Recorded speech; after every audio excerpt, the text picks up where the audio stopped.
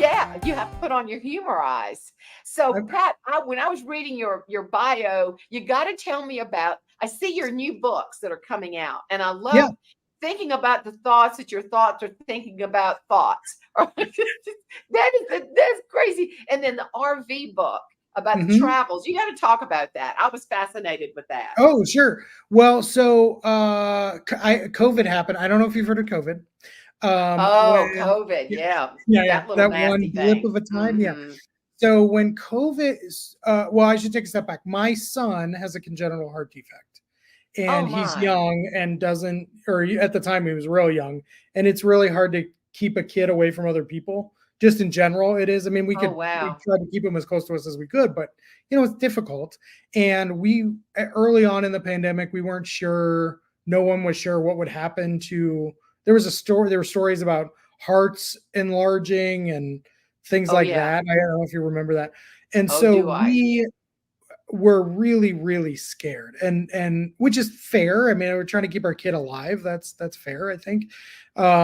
Our neighbors in Wisconsin were not necessarily interested in the pandemic as a concept, and so Oh, we were put in a position that was it was very suburban, but people were not taking care of each other in any yeah. way, shape, or form, and so we were nervous about that. But more importantly, we just didn't really love where we were living at the time. We were outside of Mhm. Milwaukee, and it wasn't really a town that we were really jonesing with necessarily. A great place, nice people, things like that. But there was something about it that just wasn't quite right for us, and so the prospect of getting trapped in the house for several years was not something we were interested in. So we Mhm. sold everything that we had. I bought a pod, like got one of those little pods that you can put some furniture in. We sold or donated everything else that we had. We sold the house. We bought an RV Wow. for a family friend, and we took off for a year.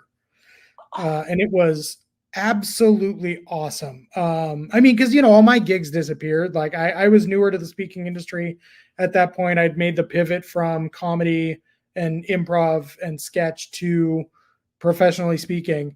And then when the pandemic happened, it was everything just disappeared, and I wasn't established enough to have different kinds of gigs.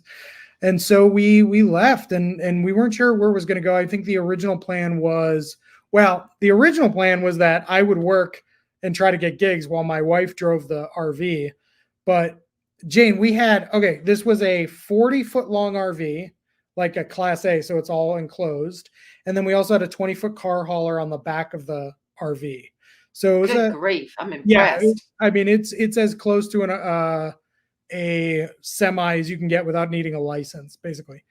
Um, and we also know that now. And hey, friends out there in the world, if you've gotten this far in this 28 minutes worth of this recording, I'll tell you, I used to be so scared of semis.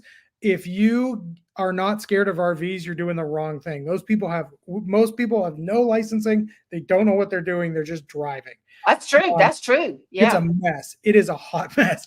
So, anyways, we bought the RV. We ended up traveling the country for a year. My wife very quickly told me she was never touching the RV and that I would have to drive. So our plans derailed pretty quickly in regards to me working more often than not. I still made connections. I still did what I could. I didn't really get any gigs in that time, but we ended up seeing 30 states in 9 months, traveling the country for that whole time. We stayed in Wisconsin for like a month or two.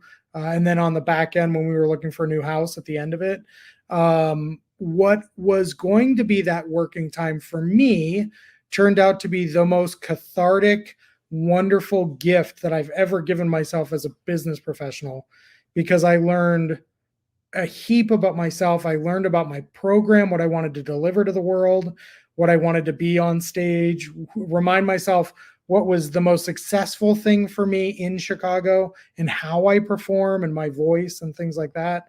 All of those things I was allowed to just sit with. And thank God I have such a supportive and absolutely lovely, wonderful wife that was Gosh, there. that's what it takes. Oh Oh my God, yeah. it was absolutely spectacular. I don't know what she Incredible. sees in me, but I will keep showing up to the table. You know what I mean? Well, Um, I love that. And I see, when is the book coming out? The RV. I call it the RV book. Yeah, Because I thought that it said coming soon. it is. It's coming by the end of this year. I'm not going to get it out in time. But I will eventually change the dates on my website and we'll figure it out. No, I got caught up in a lot of gigs this year, so unless November, December completely disappear on me, which who knows? It's always there's always a possibility. It could. It will probably be coming out early next year. The RV Boom book might be coming out late next year. But the other book, the Thought While Thinking Thoughts About Thoughts, that book will be out earlier than later.